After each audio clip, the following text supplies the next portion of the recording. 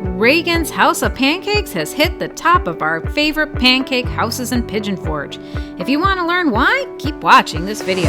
Welcome to Bear Facts, where we explore the Smoky Mountains one bear fact at a time. I think the Smoky Mountains have become a haven for any and all things pancakes. I'd be shocked if they didn't open a pancake museum someday to commemorate all the pancakes that have come and gone to the area. To say that there are a few choices for pancake houses in the area is to say that the galaxy has a couple stars. Just to be clear, the Smoky Mountains has a lot of pancake houses. And even though I'm not a big breakfast fan, I've made it a point to hit the big ones when in the area. I've even made a video and discussed two of the most popular places in Gatlinburg, Pancake Pantry and the Crockett's.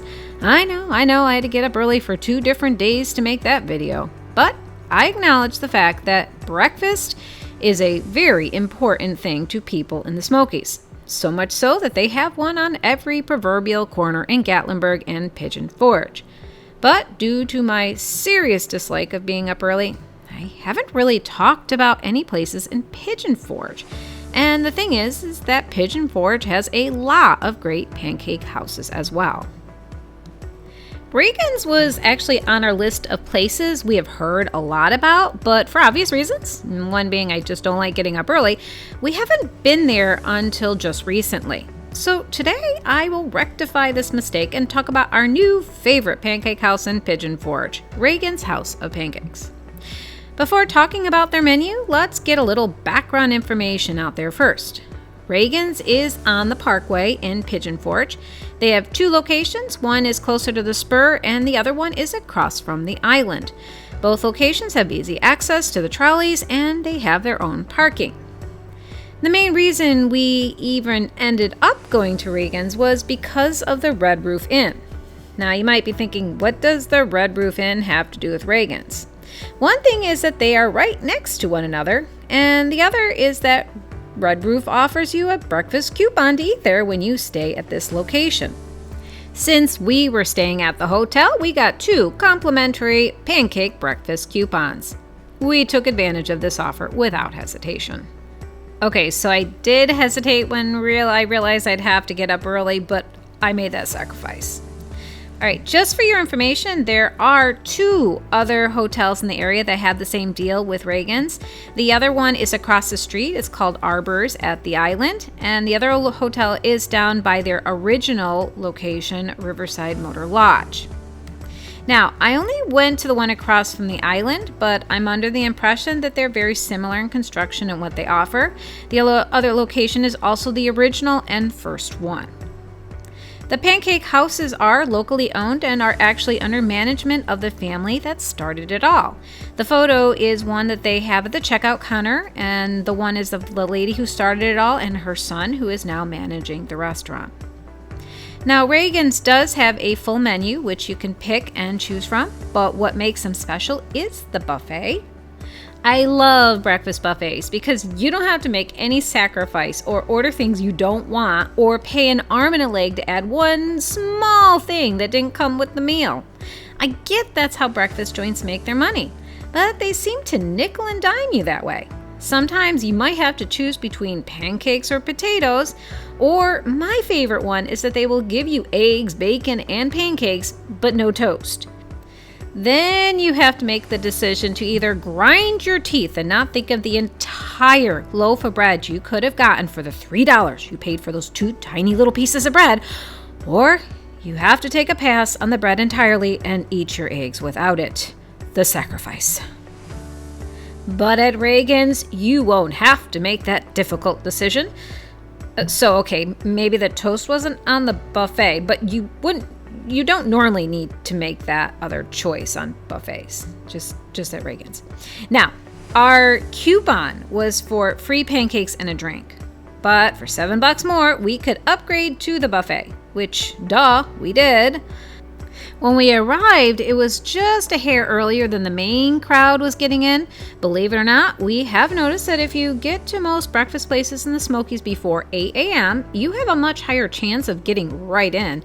After 8, the lines start to form. So if you can make the sacrifice to get there by 7:30, you're golden.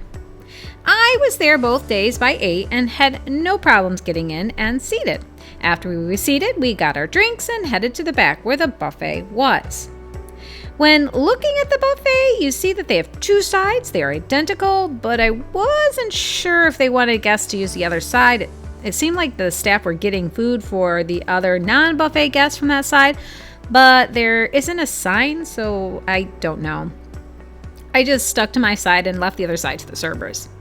The buffet had a great selection of things that the average American loves to eat for breakfast. Not that we get to eat them very often, or obesity would be an even bigger problem than it is. Let's just say that the buffet is filled to the brim with every possible food item that is packed with cholesterol, fat, and sugar. So yummy. They had bacon, ham, and sausages on the buffet, all of which were tasty. I'm sure that someone out there would argue that they aren't all that good, but I don't have those high standards. Food is subjective. That's why I don't often talk about my thoughts on food, but I really did like it at Reagan's. They had a good choice of items to pick from white gravy and biscuits to potatoes, eggs, fresh fruit, and of course, pancakes. The pancakes didn't look all that good from the photo, but they were much more tasty than we anticipated. I actually went for seconds, even though I was really full. They even have a full-size selection on the buffet for pancake toppings, including strawberries, apples, peaches, cherry, chocolate chips, butter, and of course, maple syrup and whipped cream.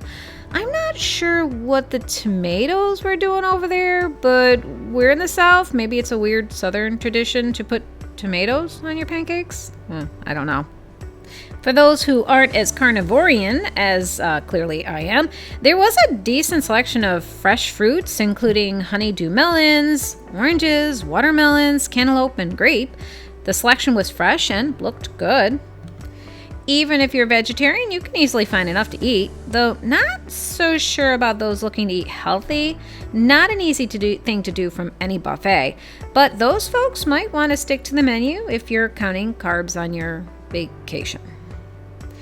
At the very end of the bar, you found the grits, cinnamon rolls, and French toast or waffle bites. They changed that part of the buffet so you didn't have all 3 each day. The restaurant was clean, and even though the staff was busy, they tried to help everyone between tables and keep your drinks topped off. When it was time to pay, you were given a check, and you needed to head over to the exit and pay the cashier. They do take cash or credit cards. There is a little shop where you can get some souvenir t-shirts, pick up a little toy, or get some much needed Tylenol from having to get up so early just to beat the crowds. So the question you might be asking, is it worth the price? Though we only paid $7 because we were staying at the inn, it was still only about $15 a person after taxes, which is not a bad price considering. I'm not sure if the drink was included in the regular price, and the menu doesn't tell you either, so I'm gonna guess it wasn't. We will be trying this place again. That's how impressed we were, and there are very few places we would go to again, since there are just so many to try. But if a place is priced just right and gives both me and my picky eater of a husband something we both like, it's going to be on our repeat list. High praise for that one. But that's just my experience, and I can't say that everyone will have that same kind of experience. Look at reviews and check out what others are thinking, and give us a shout out in the comments if you have something to say that might help others. I hope this video helped you plan your visit to the Smoky Mountains. You're getting an honest review from our personal experiences, but facts and things change, so please let us know if you learn anything new and want to share your experiences in the comments. Thanks again for visiting us at Bear Facts of the Smoky Mountains. Please click that like button and subscribe to our channel.